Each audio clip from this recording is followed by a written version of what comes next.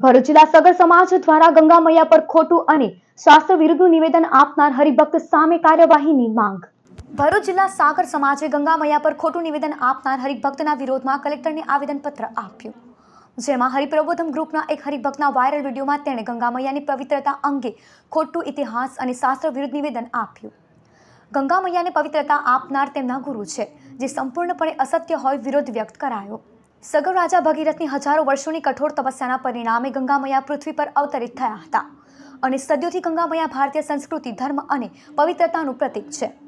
આવા ખોટા નિવેદનો સનાતન સંસ્કૃતિ અને પૂર્વજોના મહાન કાર્યનું અવમૂલ્યન હોય વિરોધ પ્રદર્શિત કરાયો હતો. 1 થી 1.5 મહિના પહેલા એક વિડીયો હરિપ્રબોધ સ્વામી ગ્રુપના હરિભક્તે વાયરલ કર્યો. એમાં ઘાટકોપરનો ઉલ્લેખ કરે અને એમાં એવું કહે છે કે ગંગાજીને પવિત્રતા આપનાર એ સંત આપણી સભામાં પધારી રહ્યા. તો આ એકદમ તદ્દન જૂઠું નિવેદન છે, ખોટું નિવેદન છે. તો એનો અમારો સગર સમાજ ખૂબ જ વિરોધ કરે. બધી જગ્યાએ ભાવનગર, અમરેલી, રાજકોટ, જુનાગઢ, પોરબંદર, રાણાઓ બધી જ જગ્યાએ સૌરાષ્ટ્રમાં વિરોધ કરે. અને બીજું કે સગર રાજા ભગીરથ એની હજારો વર્ષની કઠોર તપસ્યાને લીધે ગંગાજી આ પૃથ્વી પર પધાર્યા અને ત્યારના જ પવિત્ર છે, આદિકાળથી એ પવિત્ર જ છે.